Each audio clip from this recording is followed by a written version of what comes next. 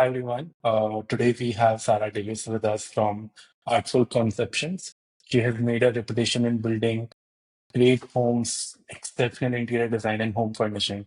And just to highlight one thing, Artful Conception is something which I liked a lot. Like with respect to the name, it's a very thoughtful name.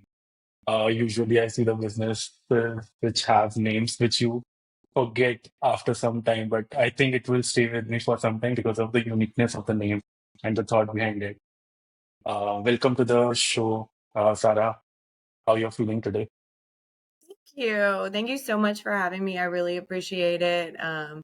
It's great to be here, and I do want to. I'm very happy to be here, and I want to apologize a little bit for my scratchy voice. We had my daughter had a volleyball tournament this weekend, and they played really well, and so I screamed a lot. So That's good to have, and especially for volleyball. I'm sure it was fun, right? it was a great day. It was a 2-day tournament. They did really well. They it's I I'm very passionate about sports for kids. I think it's really great in their development. So it was wonderful to see them. That's awesome. Yeah, so awesome. Cool. But If you can tell me a story about the name, like it's a very thoughtful name, and I genuinely liked it a lot. oh, thank you. Yes, there was actually really a lot of thought that went into the name.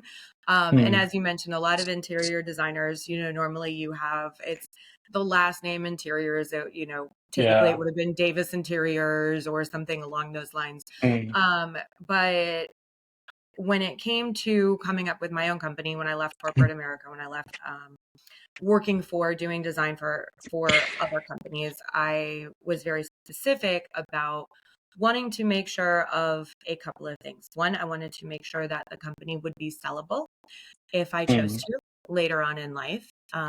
And Davis Interiors, or at that time it was Shirelli. Shirelli Interiors is not going to be sellable to somebody else unless they had the same exact Yeah. last name as me.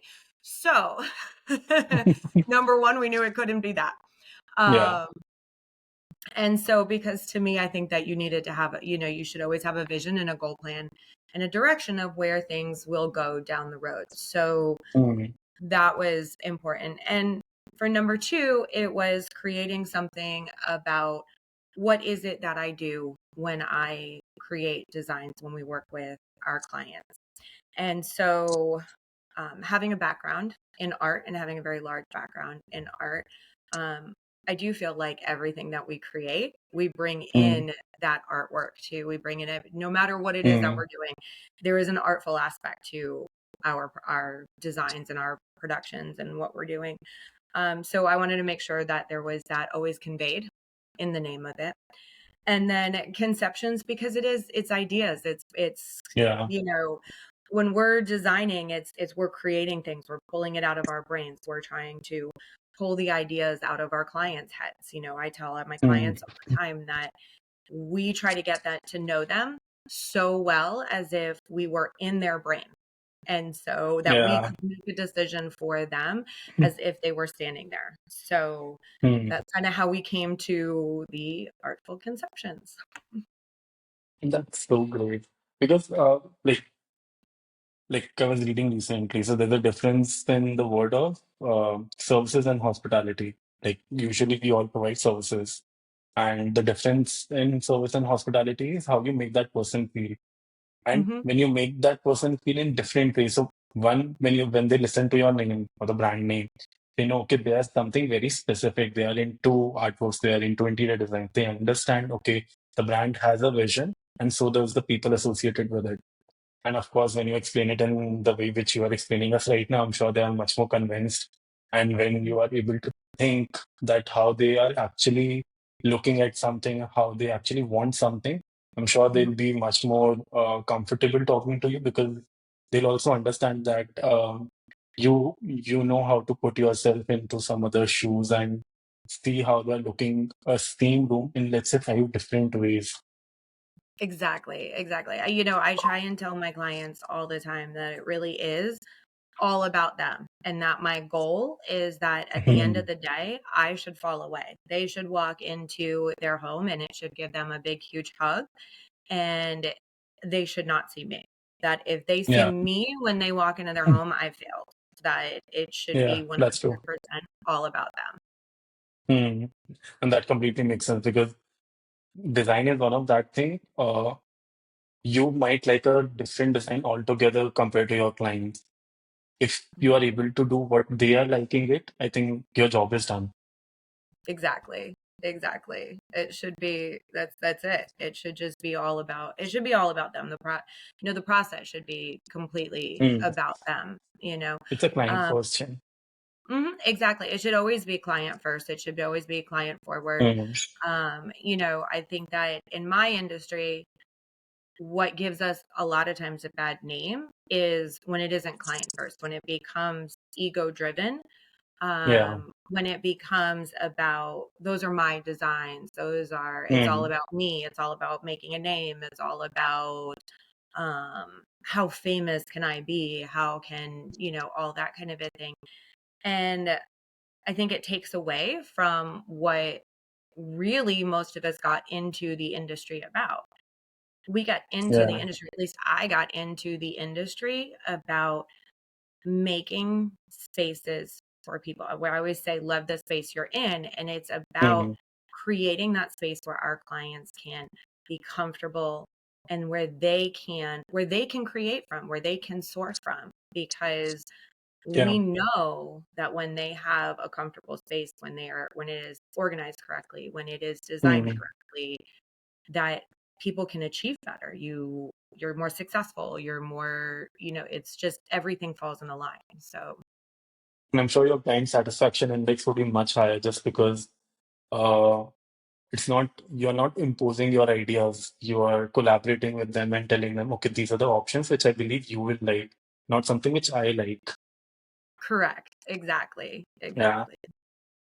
So how long you have been into the interior design and home furnishing business? So I have been designing for over 20 years at this point. Fairly long time. A fairly long time. Hmm. Yes, I started in the industry directly from graduating college. Um, Okay.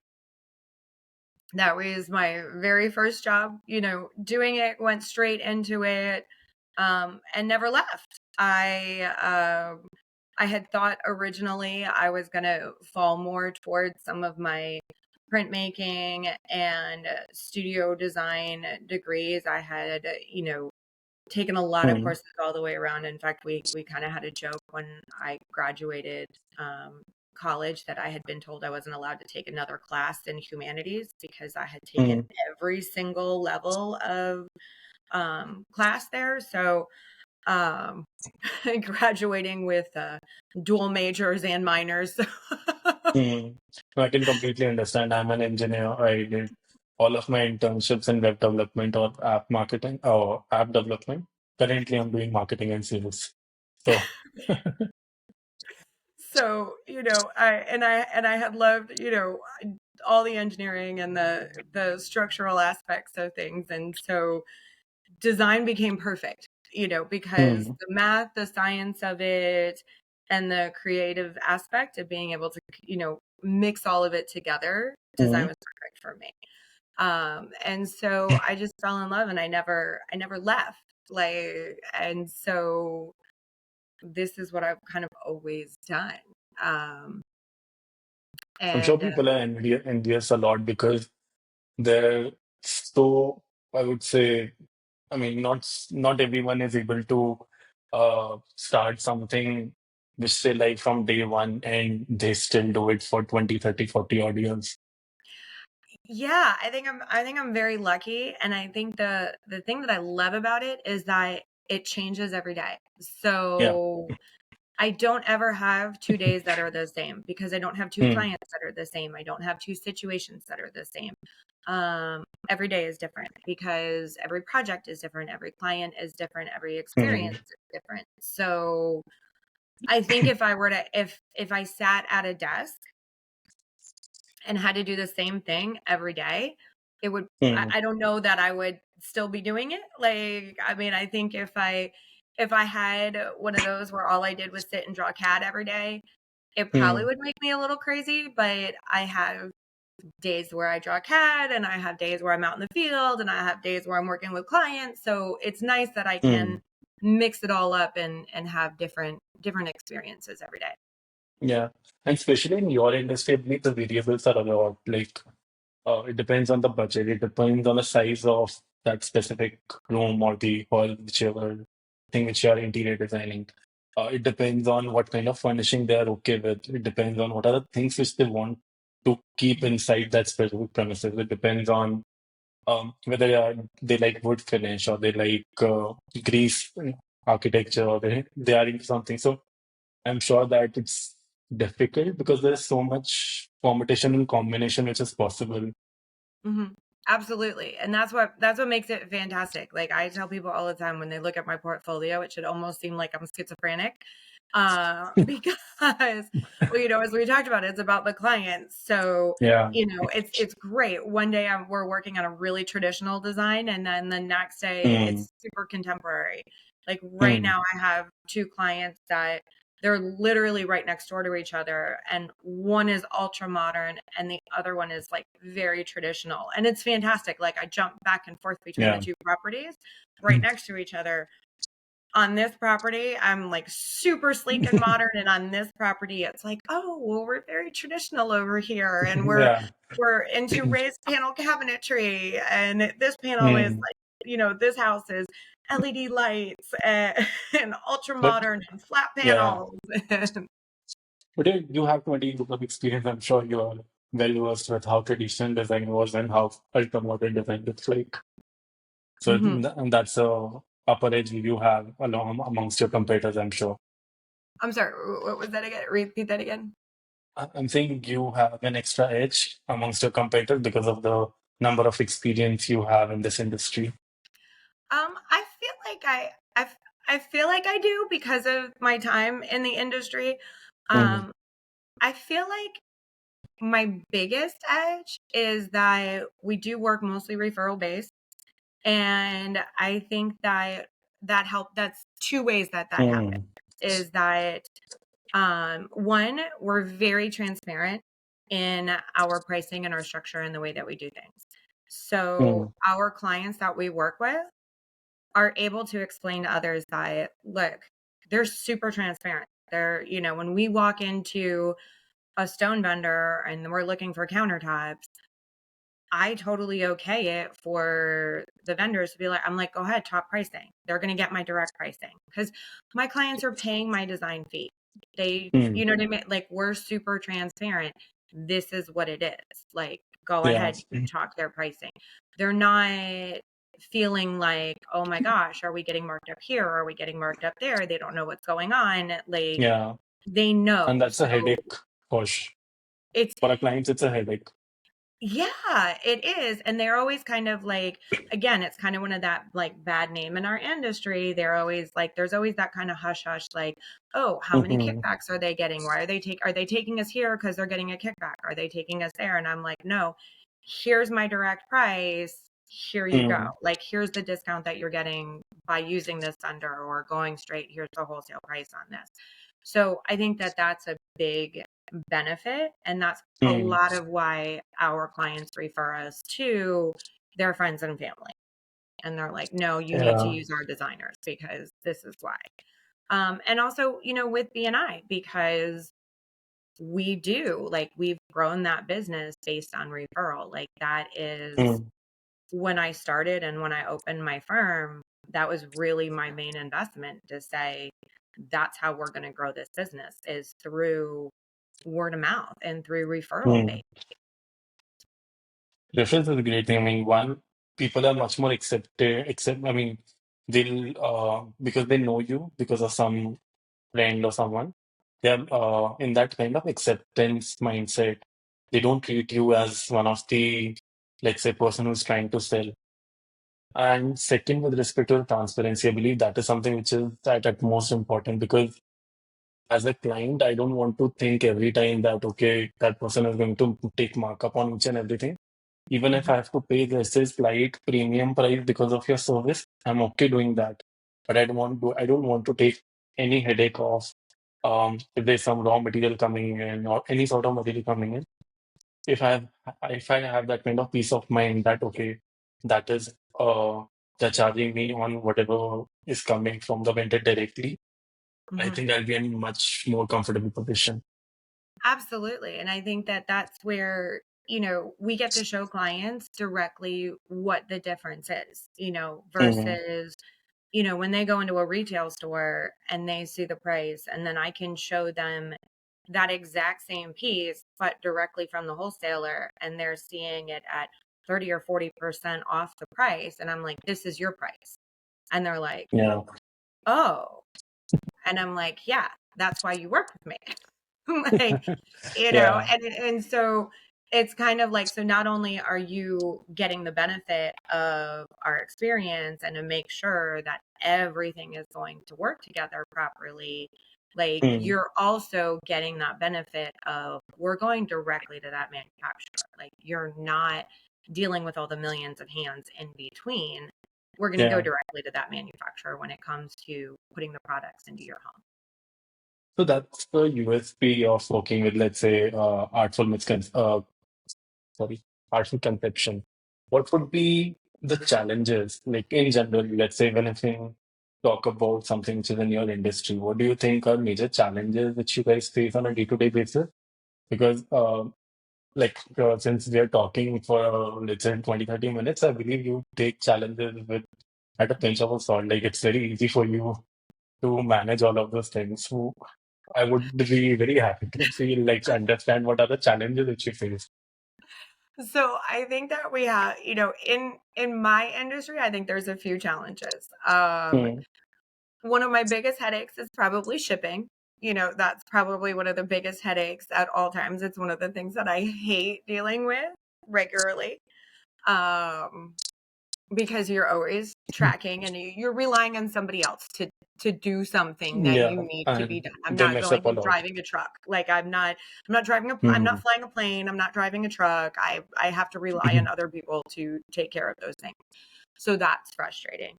And Hmm. I would say the other thing that that can be a headache, that can be frustrating, is being a woman and then still still being in that position where you're dealing in a lot of a very male oriented profession a lot of times. Now, in the 20 years that I've been doing this, it's very Hmm. different. It's you I would say 20 years ago when I walked on a construction site, it was definitely a what does this woman think that she is doing walking on this construction site and going to tell me Yeah, what I'm going to do?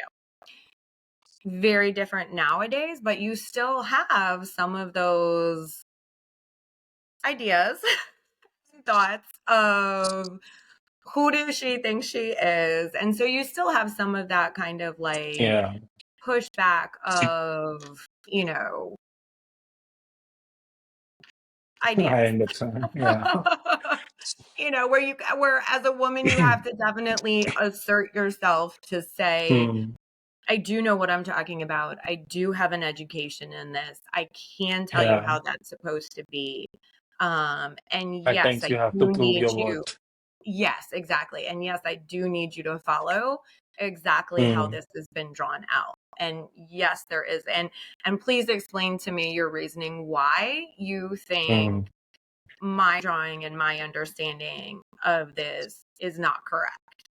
Like, Yeah. so usually when there's a little pushback, then all of a sudden they're like, oh, wait, she does actually know what she's talking about, Yeah. and so it's, as I said, it's 100 times better now than it was 20 years Hmm. ago, but you still have some of that, and you still have a little bit of like, hey, you don't need And to talk it's to me just the that way. initial 5 minutes thing.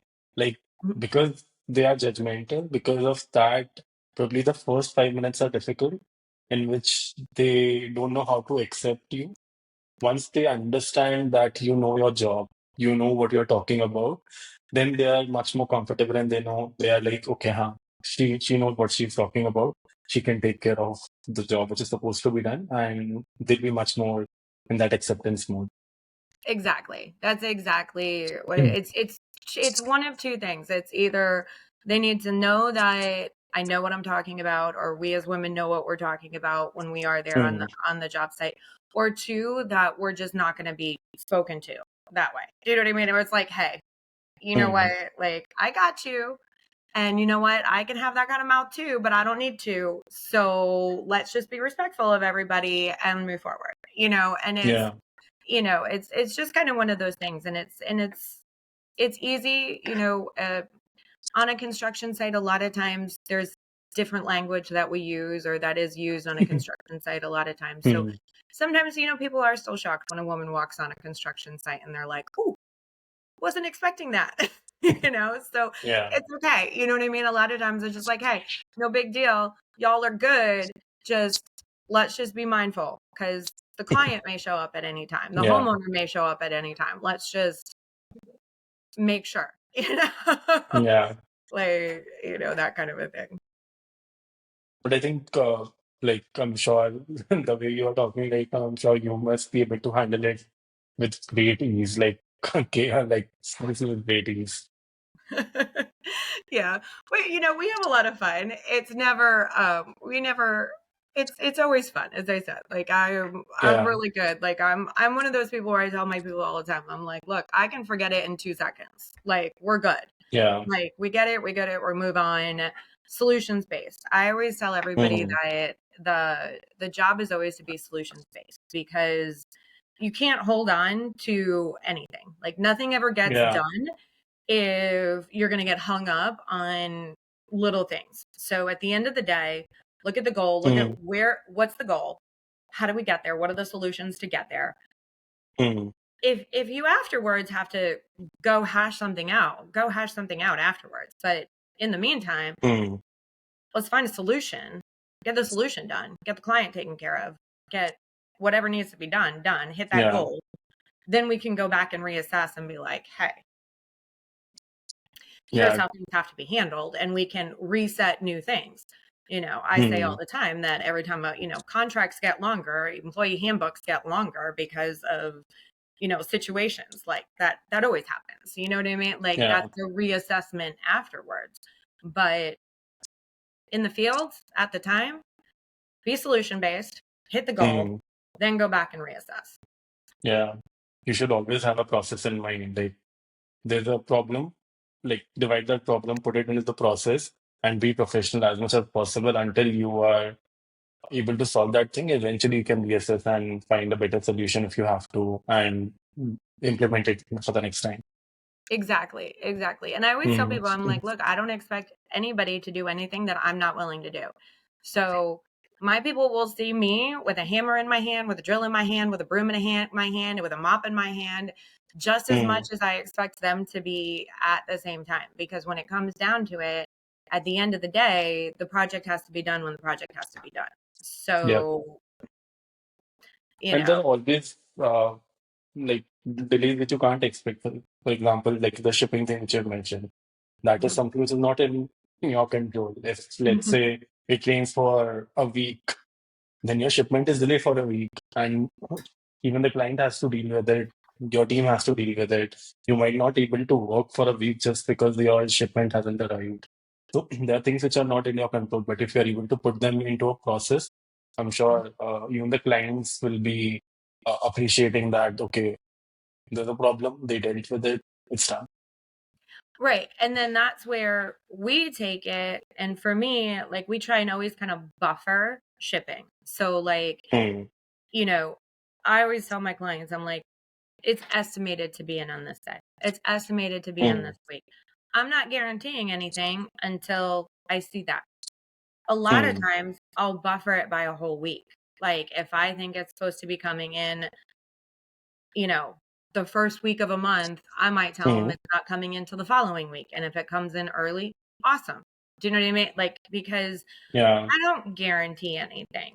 Sometimes we buffer that, or we build it into our schedule to make sure. But if we are on a super tight timeline and that truck Hmm. doesn't make it, then yeah, it is an all hands on deck, because when that truck does come in, then yeah, that is going to be the days where we're working extra hours and we're working overtime, Hmm. or it's been, hey, you got a couple days off extra because that truck didn't come in. So I'm giving you time off now because guess what? You're going to work 4 days straight when that truck comes in, long hours. Yeah. So you're getting these 4 days off now. And Yeah. guess what? It's going to be all day hands on deck because we still have to hit the deadline for what's coming up. Hmm. So, everybody has to be flexible. Life has to be Yeah, flexible. yeah, for And sure. that's how we have to figure it out, because the Hmm. deadline's still the deadline. You got to work it out. Timelines. Yeah. I mean, at least for your team, it's even if it's your problem, it's their problem as well. It's a team. Exactly. And you know what? At the end of the day, as the owner, it's my problem. So Mm. at the end of the Yeah. day, that's where I say I don't ever ask anybody to do something that I wouldn't do myself. So at the end of the day, Hmm. I'm the last one out the door on the project. At the end of the day, I'm the last one closing up, locking, turning the lights out. I'm the last one, putting the dishes Mm. away or doing the final sweeping or doing, all of that. Yeah. If it means I'm on 2 hours of sleep, it means I'm on 2 hours of sleep. If it means I'm 24 hours up, that's what it is. Do you know what I mean? Like, Mm. so, and that's what it is to own the But business. if you are able to do it, I'm sure that your team is much more comfortable doing it because, like, for you, I mean, for them, you are the inspiration. Mhm. And a lot of times, these people have seen the bosses usually don't do work or the usual shows, right? It's usually handed over to the people or the team.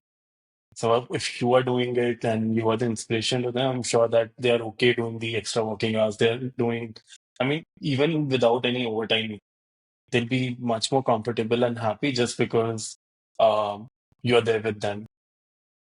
Yeah, I think so. I mean, I think that you have to lead by example. And Mhm. so, I think that's the way that it has to be. And so, yes, I agree. I think that people don't follow those that aren't Mm. doing what that aren't walking the walk, you know, Yeah. um, because you can talk it all day long, but if you're not physically doing it, they're not following you. Mm. So, Absolutely. I do think that tends to be, the way that it is that if you're doing it, they're going to follow you. The minute you're not Mm. doing it, they're not going to follow you. Yeah. So, like when we were talking initially, you mentioned that it's been almost like 15 years you've joined BNI. It was, Uh, it was, yeah, it was about 15 years ago that I yeah. originally uh, So, became a how member. was your life? Like, what did difference did BNI bring in for you? BNI was like, so BNI was amazing when I was nervous. Mm. When I first came in, I think I told you that one of my clients invited me, and I was Mm. actually more nervous of offending my client to not show up to Yeah. this meeting than I was like anything else. And I was like, I don't even know what this is. Like, okay, I'm just gonna go Mm. because my client invited me. But it Mm. was such an amazing experience.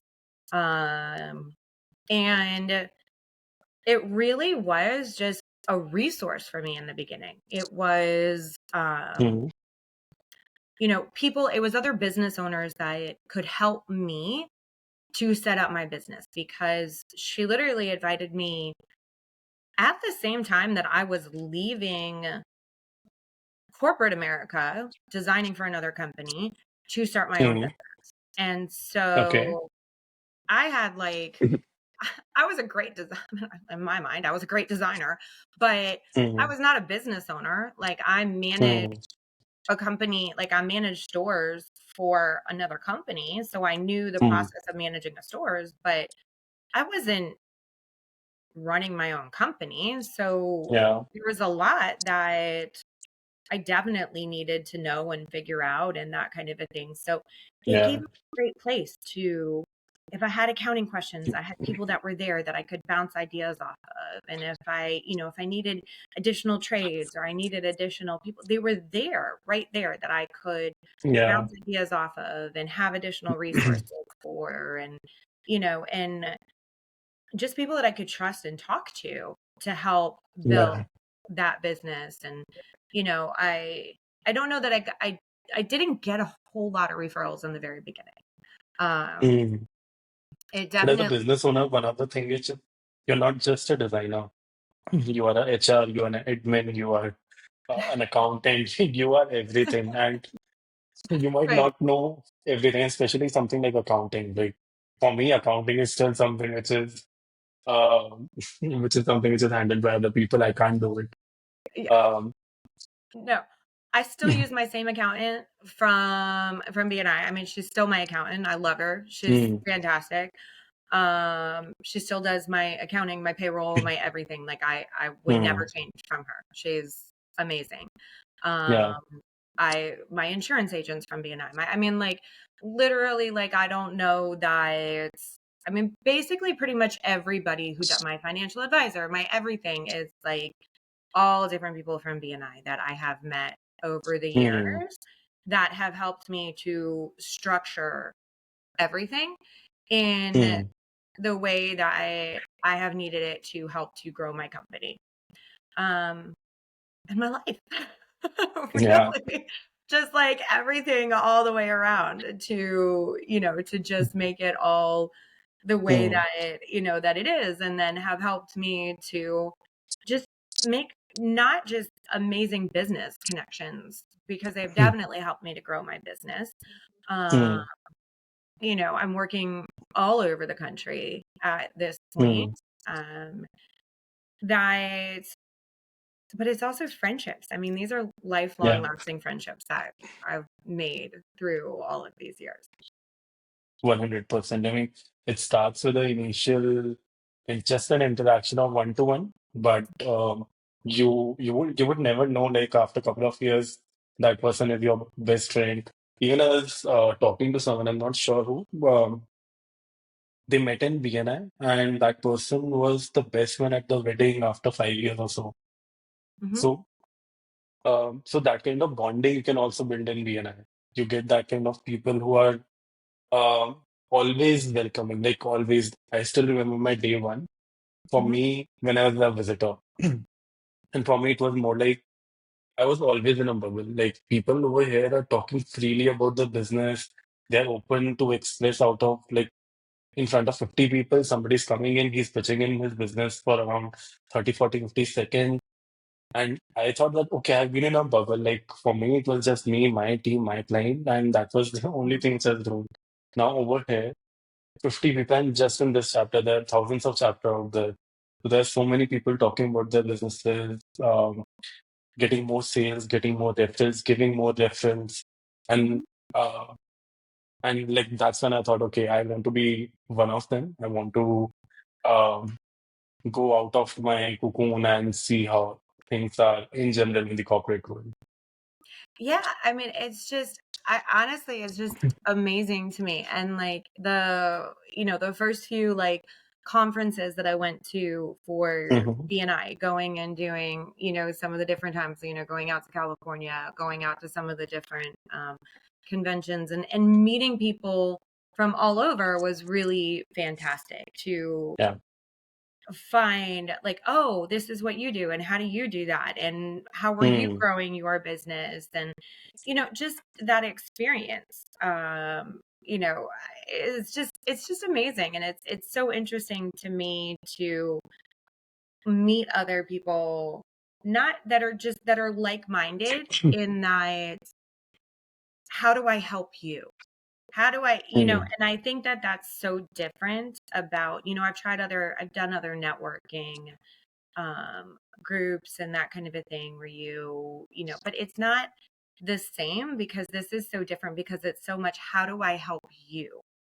What mm, can I do for you? And that's what I love about it. Like I most of the time anymore now, I don't even like I just even in my everyday life, I find that I'm like, well, how do I help you? What can I do for you? yeah, And give people us are always skin. like, they're like, "You don't ask for anything. Like, you don't," and I'm like, I'm good. Like, how can I help you? Like, what do you need for Mm, your business? Or what do you need for this?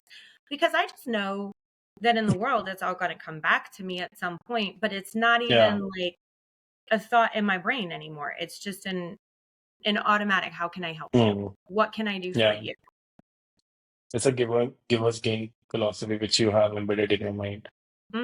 Yeah, it's just like I think it's always kind of like been there, but now it's just so ingrained, like after all these years, that it's just Mm. like, what can I do for you? Or I'll like hear something Yeah. and I'll be like, oh, I know somebody who like, who is looking for something like that. Or I know somebody who could help Mm. with that. And like, it's like every conversation now anymore, I'm like, oh, like I listen for conversations, and like when I'm listening to conversations, it's no Mm. longer just, it's like, oh, I could help you with that. I know someone who could help you with that. Like it's, Yeah. like again, it's kind of like that solution based, but it's like, Mm. oh, wait a minute. Like, and I'll be like, do you need help with that? Or do you have an answer for that? And if they're like, yeah, I'm really frustrated, I don't know how to fix this, I'll be like, oh, I have somebody that can fix that for you. Would you Yeah. like an introduction? Then I mean that's so sweet of you as well. If you're so giving, I think what like in Vienna we usually say, right? What goes around comes around. So Mhm. that thing is actually valid, and I'm sure that you're so giving that it will always come back at certain point of time by someone. You never know.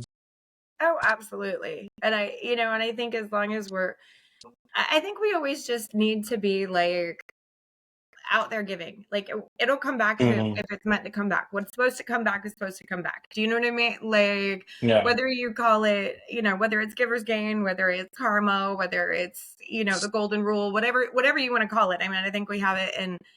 every society and every culture, but it's just being a good person. Yeah. Just being you. Definitely. I appreciate. I appreciate. Yeah. So, So, like for us, like especially for us who are mhm. extremely new to BNI, if you have to give some, let's say, tips or things which you should be aware of, or things we should do much more often, uh, to let's say build those kind of relationships, to build those kind of networks that eventually help us for our business also. And yeah, of course, we'll be also able to give them in whatever capacity we can. What would be your suggestions? The best thing to do in BNI to get to know others and to like build those relationships. Hmm. Number one is getting on a power team. Are you on a power team? Oh Do no, you know what a power team is? Do you have a power no. team? No. Okay. So, number one best thing. So, what you're okay. Your industry, you said engineering, right? Because you're in marketing and sales, but you have an engineering background, Yeah. but marketing and sales. Hmm. So, you should be like probably like a business to business power team combination. So power teams are amazing. So all like 80% of all of your referrals should be coming from your power team. So Okay. you want to get together with who are your main referral sources. So the people that have the same you want the same people that you would work with, but you're not competing, but Okay. you would have the Hmm. same clients. Do you know what I mean? Like, Hmm. so for me, it's like Manufacturer my, yeah, of mine are let's say like drugs. high-end realtors, brokers, um, that kind of like they're some of my like power team members, right? Um, Hmm. attorneys, that kind of a thing. Like they're some of my power team members. So for you, it would be people that are maybe selling to some of the businesses that Yeah. you would want to be working in, right? That you would want to be Hmm. selling to, that you would want to be your clients, right? And Yeah. number one thing, get that power team going and meet with that Hmm. power team at least twice a month. That's a great advice.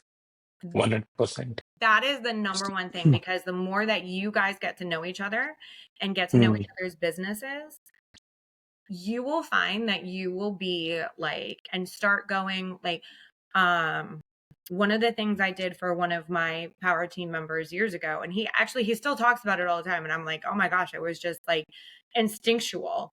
Was I took him around with me to a bunch of my different like clients and vendors and stuff. And it was a photographer, Hmm. and just took him around with me. on a day Okay. with me to my different clients. Well, he ended up booking some sessions with some of my different clients in different places. And he was like, this was the best day ever. And it was just, so like that kind of a thing. So like with your business, like with your power team members, you guys can go Mm. do co-meetings together, go do sales Yeah. meetings together, that you guys could literally co-meet together and be like, hey, Mm. we can do these services together for you. Like, this is how Yeah. we can help you grow your business. Mm. So, That's a great advice. I mean, to be honest, we have not been following this one, but I'm sure that from now I'll definitely focus on this one. yeah. Yeah. So, power teams, I think, are like the number one way to like really grow Mm. within BNI. Like, and they get you Yeah. open. Like, if they will, and you'll see if you can get power teams going within your chapters, Mm. that you will see the growth within your chapter exponentially. Yeah. That's a great piece of advice. You're Maybe I'll welcome. print it and just cool. Uh, So, for your business, like you mentioned that your major source of let's say clientele is coming from referrals. Like, but if you are, how do you expand it? Like, how do you grow your business in your industry, or how you are doing it, or how do you advise people to do it? Growing in my industry can be a little tricky. Hmm. So I think you can grow in my industry in a couple of different ways, and you have to be really careful how you grow in my industry. So Hmm. some people choose to grow in my industry by adding designers underneath them Hmm. and grow that manner. So then you have a head designer and then you have other designers underneath and you grow in that manner. I have tried that. Okay. It Didn't work out did for you? not work for me. And I'll Hmm. explain from that, and then after I explain the other way of growing. The Hmm. other way of growing is to have your main designer and then grow administratively underneath.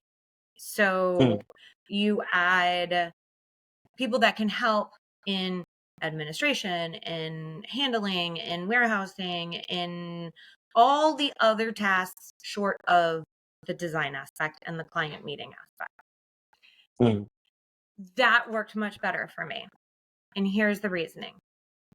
If you grow where you have a head designer and then you add other designers, which is Hmm. instinctually what everybody thinks is the main way to grow, because that has Hmm. been the standard along the way.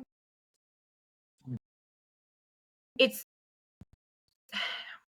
you get clients because you have the main designer meets them. They fall in love with Hmm. the main designer, the head designer.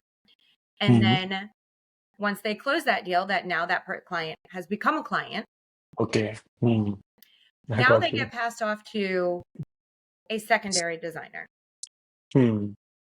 So now that client is now working on a majority with an associate designer, Hmm. not your head designer that person signed on with. So now, That's a big flag. and what Yeah. happens, or at least what I found happens, is that even if Hmm. that associate designer is the most amazing designer, because let me tell you, I never hired anybody who wasn't an amazing designer. They're all amazing Hmm. designers, but they weren't me because they weren't the face of my company. Yeah. There's an expectation mismatch. So, like, with the initial meeting, you set an expectation, but eventually you have changed the expectation internally without informing the client. For him, Right. at least on his side, it's the mismatch of expectation and Right. complete Even if loss. you inform them, even if you take the other designer with you on the initial Hmm. meeting, even if, you know what I mean? Like, no matter what, they're Hmm. always like, I want to talk to. There is always at some point, Yeah. I want, Hmm. because they know there's a hierarchy.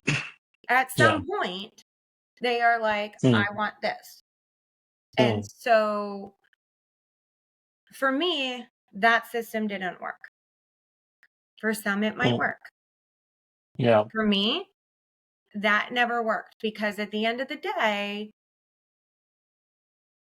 these designers would always end up with, at some point, if that client ever got unhappy or they didn't like an answer to something, there was Hmm. always they had to come to me Yeah. because You the are an client always escalation point of knew there was thing. a hierarchy. Do you know what I mean? Like, Yeah. so that would it just felt like it was just never a fair setup for them. Hmm. And they were never going to be a partner. So, do you know what I mean? Yeah. Like, that was It's gonna be there forever. And right. you face this problem every time with every client. Exactly. So, for me, this setup where you add all the support staff, and Hmm. then I simply just take on the amount of projects that I can take on, and I add more Hmm. support staff to take on administrative, tasks and all those kind of a things Hmm. to take on. That works as a much better way to grow for me. Yeah. And so do you get a lot of business and let's say sometimes you're short of staff and you have to let go some of the business because of that? Um, Sometimes I decline business that does not fit with our brand, that doesn't Mm. fit with how we work. Mm. Um, but I rarely have to decline business because we don't have the staff for it. Like, Bandwidth, so yeah. that's not more often than Mm. not, I've declined business because we're just not a good fit. Mm. And that's okay because sometimes we're not a good fit. And I Yeah. will admit that, Mm. you know, and that's something I have definitely learned over the years. There was the Yeah, it's time like, very, yeah, it's good if you are able to express them and say, okay, this is something which we can't do or we cannot do because, and not because of the capability. It could be some other factors, especially for us. Like there are clients who are, let's say, expecting different channels to market, and we are like, okay, we can't provide you in this kind of cost. If there are companies or agencies who can, you can mhm, go ahead with those ones. At least we won't be able to do it. It's right, much better than saying yes and eventually suffer because you are getting paid much lesser than what you should have. So even the work quality would suffer. And eventually that client will leave because he's not getting that kind of quality. And I can't provide that kind of quality because I'm not getting paid enough. exactly, exactly. Like, I'm really big about like setting those expectations. Like, this is Mm. the way that we're going to work. This is how we do things. This is our expectation. Um, I'm communication, as I said, like, we want to be very transparent. Like, this is Yeah. how we're going to be. If that works for you, fantastic. If that doesn't work for you, that's okay too. Like, I tell people all Mm. the time, we are dually interviewing each other. Like, Yeah. you're interviewing me and I'm interviewing you. Like, and it may not be a fit, and that's okay. Yeah. Like, there's no hard feelings either way. And Mm. I may be very happy to, refer somebody else who might be a much better fit for you than myself. Yeah. And that also shows your transparency because you are transparent, which is why you are able to say that, okay, I won't be able to take this one up. If let's say there's something in between in general, then you might have, let's say, outsourced it to somebody else, taken a cut in between. But because you are transparent enough, you are like, okay, I won't be able to take it. Mhm. That shows your transparency as well. Exactly. Exactly. And I think I wish everybody was that way. Like, I mean, I think that Yeah. that would make life so much easier. Like, hey, Yeah. you know, but I do that. I mean, I think it's just the way that, you know, I wish everybody No, would it's be. actually good. I mean, I understand it's difficult to express that one. Mhm. End of the day, it gives satisfaction to us rather than what it's give to the client or anybody else. If I'm satisfied that, okay, I told them what is right, I'll be Mhm. okay with that. Exactly. Exactly. So apart from BNI, what all, let's say, source of clients you have? So, oh, apart from being, as I said, most of our clients all come really from referrals. Hmm. So, mostly all of our clients come from our other clients. So, We work a That's lot. great. Yeah, we do. We work a lot with professional athletes. That's kind of Mm, a lot of our sources. We work a lot with, we do a lot of like relocations, not just for mhm, professional athletes, but for corporate CEOs and that kind of a thing. mm, And we travel around the country, making sure that they get their houses all set up, or that the build process mm. is good for them, and that they Yeah. that it's a good process, because it can be hard. I tell people all the time that there's 1,000 decisions that are made before Mm, the first bit of dirt is dug in the building process. So, we want to make sure that that process is not difficult or overwhelming or frustrating. yeah. So that's kind of what we do. But we work with those that understand that their time is valuable, and so Mm, we value their time, and we take care of the things that matter the most to them, which is usually their home yeah. or their business, and make sure that it has a space. Yeah. You take away the hard part and do it seamlessly. Exactly. Exactly. That is our job. Yeah. That's good to hear. So, like, have you tried any sort of marketing in general before, or um, apart from referrals, like if somebody has to come, so because you have a lot of experience, historic experience, that brings you a lot of intelligence, reference, and all of those things. But somebody who's coming new, I'm so sorry. it's okay. Are you okay? No, I'm fine. My dog apparently saw somebody go walking across. It's completely fine. Uh, what's his name? Oh, that's Boomer. Um, Great name. Cool. I'll come back to my question. yeah, So I'm I sorry. was asking, it's fine. If somebody new is coming to, let's say they've just graduated, they're thinking to start something of their own, and Mhm. especially in this interior design home furnishing space, uh, of course, they'll be short on reference. This is something they'll have to build eventually. But to get initial couple of clients and to work on some of the projects, what do you think is the best way? At least for us, our generation, the clients which I have worked with in general, uh, they usually take the marketing route first instead of building something organically, which is sustainable for a very long time, compared to marketing, which is, let's say, which might give you the initial throttle. It might Mhm. not be sustainable for a very long time until unless you're building a legacy in parallel, which can hold forever. So I will say, when I left corporate and I started my company, I Mm, I took out magazine ads. That was, mm, 15 years ago, more than 15 years ago. It was standard. We took an ad out in Florida Design Magazine, and that was like everybody did. It was like, hey, here we go. Let's announce that the company's there. mm, Um, I think that you have to understand that those kind of like print advertising and that kind of thing is more branding than it is yeah, necessarily advertising where the phone is gonna ring from it. yeah. My Um, dad is into print, so I understand that one. yeah. So, I think that there should always be like a multi-prong approach to it. So I'm not going to say that we Mm, don't do some of that. mm. I've been in Florida Design, I've been in Architectural Digest, I've was just recently in a new book that inspired kitchens and baths. Oh, nice. So thank you. Congratulations for So, that one. I definitely do, when those opportunities are presented to me, I definitely take Mm, them.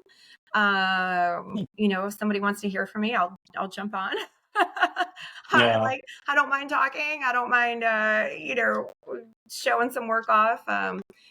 Mm, I've been very fortunate. I've had my work on HGTV. I've been on CBS. I've been on ABC. So, um, I have been very fortunate of being able to have worked really hard on mm, branding myself over the years. So that has definitely mm, been a big help.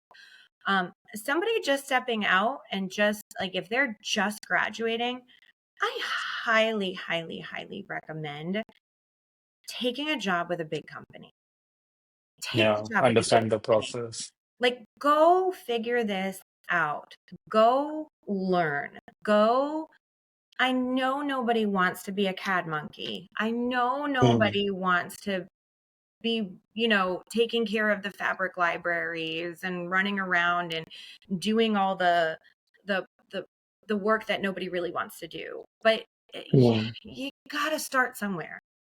yeah. And you don't walk out of college and have the instant CEO job. It just doesn't happen. And Mm, I think we have this mindset nowadays that you walk out and you're an instant CEO. And that's not really how it doesn't work that way. Like you've got to work yeah. to get there. I worked for 5 years, 6 years Mm, before I started my company. And that took working from starting, walking in, taking a job, being a design consultant, to mm, working up to being senior designer, to working up to being an associate manager, to a manager, you know what I mean? Before yeah. I could turn around and be to a place where I could start my own company. Like, Mm, you've got to work through it. You've got to do the steps, do the hard work, go through the positions. Like, so take that job. Don't don't skip it. Learn all the different things. Get to know people in the industry. Go mm, do, get to know the different companies. That was the other like huge benefit for me, is that I got to know all the different brands. I got to know the different reps from the different companies. I got yeah. to have that experience and have the hands-on. Had mentors in the industry for me, that it was, I got to know different contractors. I got to know other different designers that were there to mentor me. I got to work with other designers. I got to pick the brains of people that were on TV. I got to pick the brains of people that were, you know, creating lines, that were designing their own furniture lines, that were designing, a whole bunch of different things. Yeah. So, Zero person. as a founder, there are multiple jobs which you're supposed to play, and there's certain which you can always outsource, like HR, admin. But something like operations, you need to know that operation things in and out. So you need to work for that for a couple of years. Even for us, I think I worked for 3 years in marketing firm before I started something of my own. And Mhm. that initial 3 years, I don't think there can be anything better than those 3 years, because that is the time when I learned each and everything. And now I'm able to implement what I've learned, but I learned actually in those 3 years. It's so important. It's so important. Like you can't skip it. That hands-on job experience is so Hmm. important. So yeah, I just don't skip it. Go take that job. Like, Yeah. go take it. And don't be, nothing's below. And I always, like I say, nothing's below you. Like, it's Hmm. okay. Nothing is below you. Take that offer and then show them what you can do. Do you know what I mean? Like, Yeah. it may seem low, but then show them what you can do. Be that person. Yeah. Be the youngest manager ever in that company. Be the one that, Hmm. that gets there and rises faster than anybody else. Show them. I think that's a great piece of advice for all the people who are willing to start something, and especially in this industry, because these kind of initial mentorship is something which is difficult to find. And if they're able to follow these steps, I'm sure they'll be able to do a much better job as a founder 5 years down the line compared to if they start just now as a founder. And even 5 years down the line, I don't think they'll be as great as a founder if they are not hands on with the thing which they are supposed to get it done from other people. Exactly. Exactly. Yeah, cool. I think that was quite an interesting talk, Sarah. Like, I've been to podcasts, I've had a lot of conversations. This is one of that conversation where I have noted a lot of things myself for me, which I want to take away for my business, for things in general, be a nice person in general.